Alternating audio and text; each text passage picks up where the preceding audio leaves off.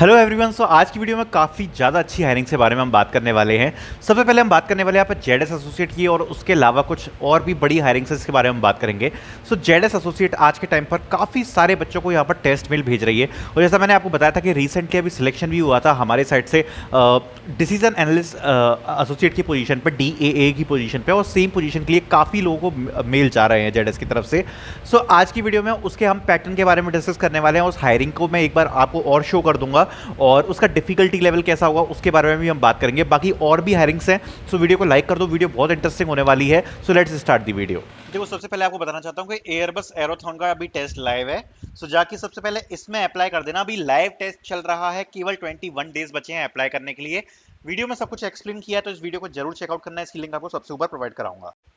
So start करते हैं। सबसे पहले बात करते हैं यहाँ पर ZS एसोसिएट की। तो ZS associate is hiring for decision analytics associate. ठीक है, टॉकिंग अबाउट दिस, यहाँ पर अगर इसके बारे में हम बात करें, सो बेसिक रिक्वायरमेंट्स आप यहाँ पे सारी पढ़ सकते हो। बैचलर्स और masters degree required in any discipline की रिक्वायरमेंट इन लोगों ने मांगी है। अब यही वो पोजीशन है जिसके लिए यहाँ पर लगातार टेस्ट मेल्स जा रहे हैं, जिसके बारे में हम डिटेल में डिस्कस करेंगे। ठीक है, जॉब लोकेशन आपकी गुड़गांव है और नोएडा है।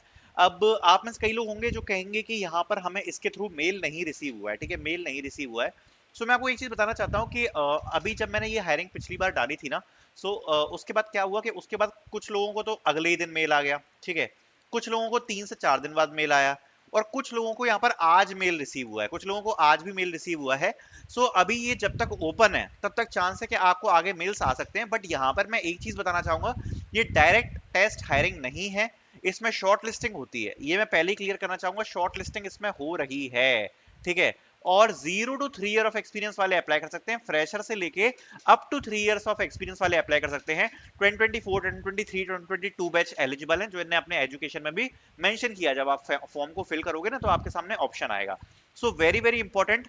आगे इसका जो टेस्ट आता है, उस टेस्ट का पैटर्न क्या है उसके बारे में भी हम वीडियो के लास्ट में डिस्कस करेंगे। अब आगे बढ़ते हुए इसमें बात करते हैं अगली अपॉर्चुनिटी के बारे में, जो कि बहुत ही बड़ी अपॉर्चुनिटी है, फ्रॉम सिनोरिक। अब इसके बारे में आपको बताना चाहूंगा, अब ये जो सिनोरिक कंपनी है, यहाँ पर मल्टीपल पोजीशंस के लिए हायर कर रही है, fresher interns, SQL engineer and landing consultants. ठीक है, अब टॉकिंग अबाउट दिस, यहाँ पर आपको अप्लाई कैसे करना है वो मैं आपको बताता हूँ। सो यहाँ पर अगर आप देखोगे, IT engineer up to 3 year of experience वाले अप्लाई कर सकते हैं, इंटर्नशिप भी है, और ये कंपनी से आपको रिवर्ट आने के बहुत हाई चांसेस हैं। सो आई वुड सजेस्ट कि आप इसमें जरूर अप्लाई करें।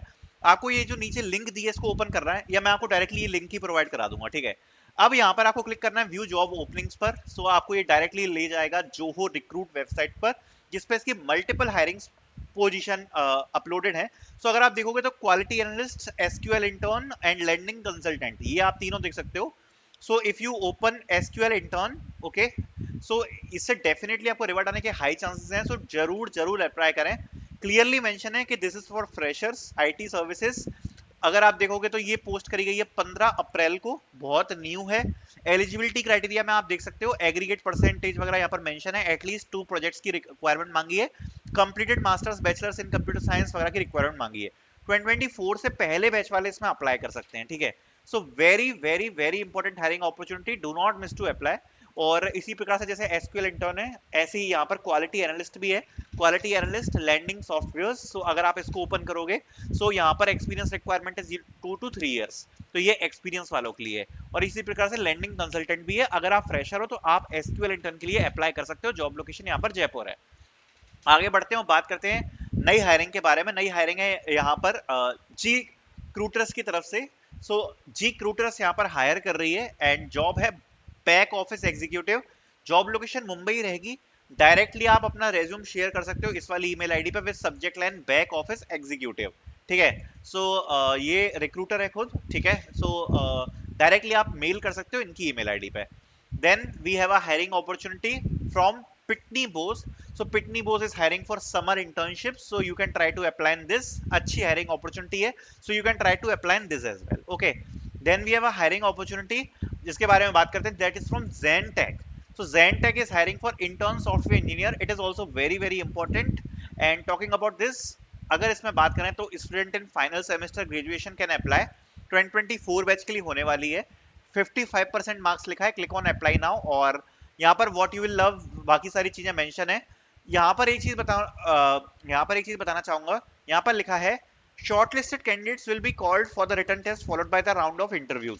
सो अगर आपको शॉर्टलिस्ट किया जाएगा, you will be getting a written test followed by round of interviews, ठीक है। Then we have a hiring opportunity from GitLab. GitLab is hiring for associate support engineer APAC India. So you can try to apply this as well. छोटी सी hiring, यहाँ पर छोटा सा form है which you need to fill. अब main हम revert करते हैं दोबारा से ZS पर। सो ZS के अगर पैटर्न की बात करूं तो यहाँ पर जो टेस्ट रिसीव हो रहा है, उस टेस्ट का जो पैटर्न है उसमें कुछ जो सेक्शन लिखे हुए हैं वो कुछ इस प्रकार से हैं: attention to detail and analytical ability, problem solving, unstructured solving, numerical ability और क्रिटिकल थिंकिंग और वर्बल एबिलिटी। ये सब चीजें उसमें मेंशन है।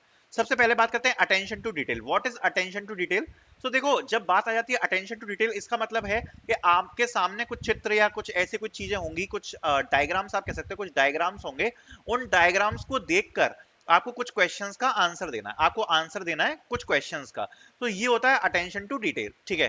देन आगे बढ़ते हैं analytical ability and problem solving. अब इसमें सीधी सीधी बात है कि एनालिटिकल एबिलिटी है तो आप ये मान सकते हो कि इसमें आपकी रीजनिंग आ सकती है, ठीक है, रीजनिंग आ सकती है। और प्लस आपके सामने मतलब वही होंगे, लॉजिकल के क्वेश्चंस होते हैं, है ना। और डीआई के क्वेश्चन होते हैं। DI is basically data interpretation, उसके क्वेश्चंस आपको देखने को मिल सकते हैं। एंड प्रॉब्लम सॉल्विंग में भी कुछ उसी प्रकार के क्वेश्चन होंगे। लाइक आप यहाँ पर मान सकते हो that the mixture of reasoning plus maths. So ये आप बोल सकते हो, रीजनिंग प्लस मैथ्स का एक मिक्सचर आप कह लो इसको, ये आपको यहाँ पर मिल सकता है देखने को। देन आगे बढ़ते हैं और बात करते हैं unstructured solving. So this can be a case study, okay, this can be a case study kind of thing. अब केस स्टडी वाली चीज इसमें जरूर पूछी जाती है आपसे, विच उसमें क्या होगा कि काफी सारे आपको यहाँ पर प्रॉब्लम स्टेटमेंट्स दिए होते हैं। अब उन प्रॉब्लम स्टेटमेंट्स को गो थ्रू आपको करना पड़ता है और उनसे आपको यहाँ पर गैस्टीमेट लगाना होता है। गैस्टीमेट मतलब एक, मतलब गैस वाला आंसर, ठीक है। और उस गैस्टीमेट के बेसिस पर आप यहाँ पर एक आंसर प्रोवाइड कराते हो, दैट इज गैस्टीमेट, ठीक है। सो ऐसा भी कुछ आपको इसमें देखने को मिल सकता है। तो अनस्ट्रक्चर्ड सॉल्विंग भी यहाँ पर मेंशन है। देन बात करते हैं न्यूमेरिक एबिलिटी की। तो न्यूमेरिक एबिलिटी आप सभी को पता है, what is numeric ability? This is maths, ठीक है। तो मैथ्स के क्वेश्चन जो आते हैं वो आपकी न्यूमेरिक एबिलिटी पे आते हैं।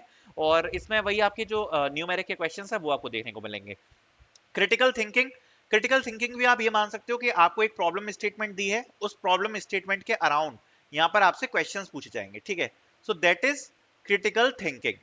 Then verbal ability. Verbal ability हमको पता ही है क्या होती है। Verbal ability is English. So English के क्वेश्चन पूछे जाते हैं आपसे वर्बल एबिलिटी में। वर्बल के क्वेश्चन, इसके लिए आप अपनी जो भी जनरल आपकी इंग्लिश होती है ना, उस जनरल इंग्लिश को आप जाके प्रिपेयर कर सकते हो। अब अगर बात करें इसकी डिफिकल्टी लेवल क्या होगा भैया, इसका मतलब जो ओवरऑल टेस्ट है उसका यहाँ पर डिफिकल्टी लेवल क्या हो सकता है।